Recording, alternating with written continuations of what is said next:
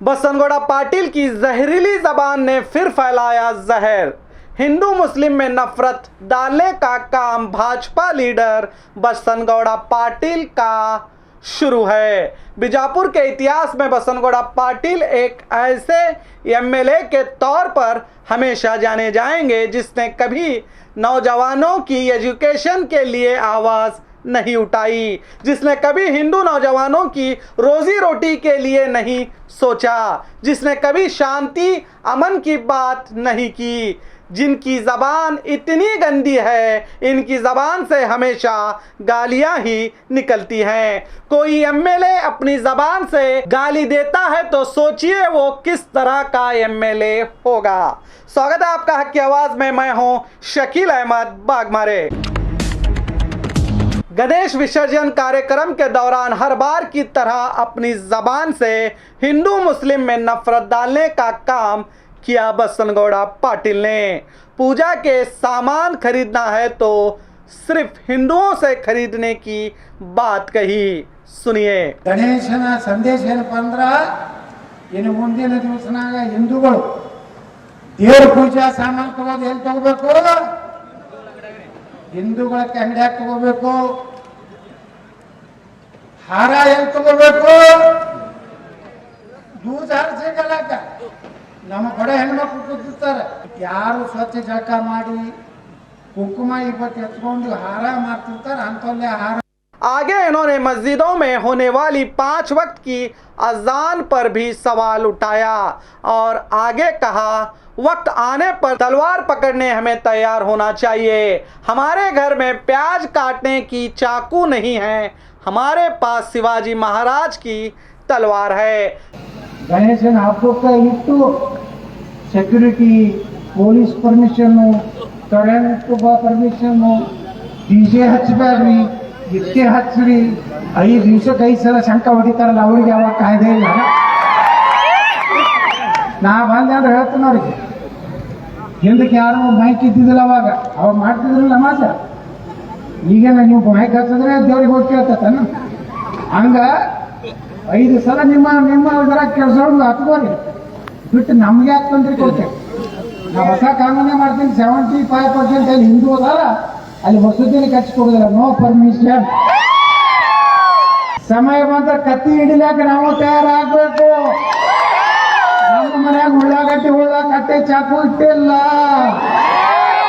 ಭಕ್ತು ಅಂದ್ರೆ ನಮ್ಮ ಆತ್ಮರಕ್ಷಣೆಗಾಗಿ ಶಿವಾಜಿ ಮಹಾರಾಜರ ಖಡ್ಗ ಜಪ್ ನಿಮ್ಗೆ ತಯಾರ ನಾವು ಅದೇ ಮಕ್ಕಳ ನಿಂಬಲ್ಲಿ ಟಿಪ್ಪು ಸುಲ್ತಾನ್ ಖಡ್ಗ ತಿಲ್ಲಿ ತೋರ್ತಿದ್ರಲ್ಲ ಗಾಂಧಿ ಚೌಕ್ನಾಗ, ಮಕ್ಕಳ ನಂಬಲ್ಲಿ ಛತ್ರಪತಿ ಶಿವಾಜಿ ಮಹಾರಾಜದು, ಮಹಾರಾಣಾ ಪ್ರತಾಪದು, ವೀರಾಣಿ ಕಿತ್ತೂರು ಚೆನ್ನಮ್ಮ ಖಡ್ಗನು ನಂಬಲ್ಲಿ ಅದಾವು। ಜಂಗ್ ಹತ್ತೇವ ಭಾಳ ದಿವಸ ಆಯ್ತು, ನೀವಿಂದ ಬಂದ್ರೆ ನಿಮ್ನಾಗ ಎಲ್ಲರೂ ನಿಮ್ಮ ಮನ್ಯಾಗ ತಯಾರಿಟ್ಕೋರಿ, ಇನ್ ಮುಂದೆ ಹಂಗೆ ಕಾಲ್ ಬರ್ತದ। ऐसे नेताओं के मुंह से महान छत्रपति शिवाजी महाराज का नाम भी शोभा नहीं देता। ये नेता तो शिवाजी महाराज का नाम भी बदनाम कर रहे हैं, इनका झूठा इतिहास बताकर, जबकि शिवाजी महाराज मुस्लिम धर्म का और मुसलमानों की बड़ी इज्जत करते थे। इनके फौज में 30% मुसलमान थे। अच्छी तरह शिवाजी महाराज का ज्ञान ले बसनगौड़ा पाटिल। क्यों शिवाजी महाराज को बदनाम करके शिवाजी महाराज के चाहने वालों में नफरत डालते हो? आप खुद देखिए, एक ऐसा नेता होगा जो गणेश जी का संदेश कहकर भोले भाले नौजवानों को कह रहे हैं, व्यापार करना है तो सिर्फ अपने ही लोगों से करें। ಗಣೇಶನ ಸಂದೇಶ ಏನಪ್ಪ ಅಂದ್ರೆ ಇನ್ನು ಮುಂದಿನ ದಿವಸನಾಗ ಹಿಂದೂಗಳು ದೇವರ ಪೂಜಾ ಸಾಮಾನು ತಗೋದು ಎಲ್ಲಿ ತಗೋಬೇಕು? ಹಿಂದೂಗಳ ಅಂಗಡಿಯಾಗ ತಗೋಬೇಕು। क्या ऐसा संदेश आपने कहीं सुना है, किसी ग्रंथ में देखा है, या किसी महान स्वामी जी से सुना है कि गणेश जी ने ऐसा संदेश दिया था? आप कभी भी नहीं सुनोगे। ऐसा झूठा ज्ञान आपको सिर्फ नफरती राजनेता ही देंगे, क्योंकि इन्हें शर्म भी नहीं आती। ये भूल जाते हैं जब इन्हें मुसलमानों की ज़रूरत थी तो सर पर टोपी डालकर मस्जिदों में भी गए और नमाज भी पढ़ी, मुसलमानों की खूब तारीफ़ें भी की, जमकर मुसलमानों के शादियों में मटन का स्वाद भी चखा।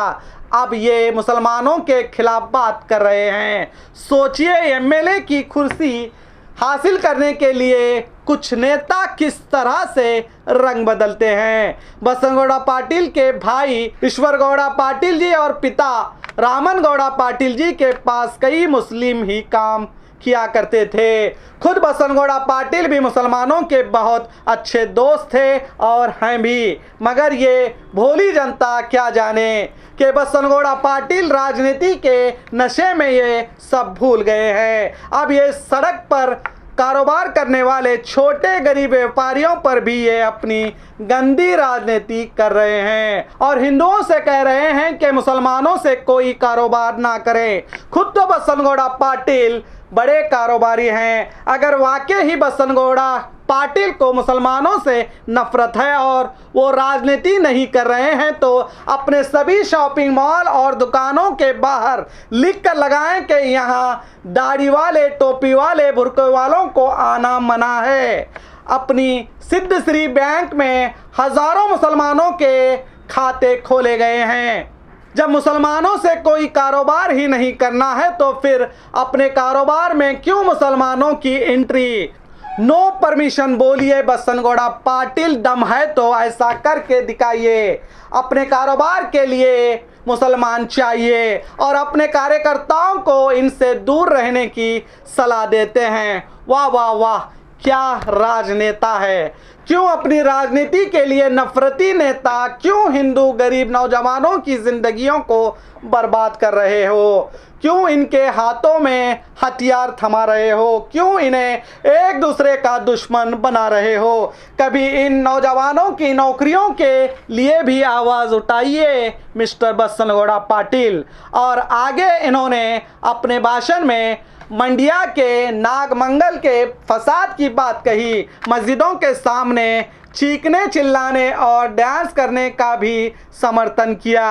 अब आप सोचो, किसी हिंदू धर्म के ग्रंथ में कहीं लिखा है कि दूसरे मज़हब की धार्मिक स्थानों के सामने नाचें और गाएं और उन्हें तकलीफ दें? जबकि मंडिया में कुछ नफरती नेताओं के भड़काव से पुलिस की ना सुनते हुए गणेश विसर्जन की रैली को मस्जिद के पास ले जाया गया और वहां कहीं देर तक नाचते गाने बजाते रहे। उसके बाद पुलिस ने लाठी चार्ज किया। फिर गुस्से में आए हिंदू मुस्लिम नौजवानों ने कानून अपने हाथ में लेते हुए कई दुकानें जलाए, कई गाड़ियों को जलाया, कई लोगों की जिंदगी भर की कमाई इन नफरती आतंकियों की आग की भेंट चढ़ गई और हिंदू मुस्लिम कई नौजवानों को जेल भेज दिया गया।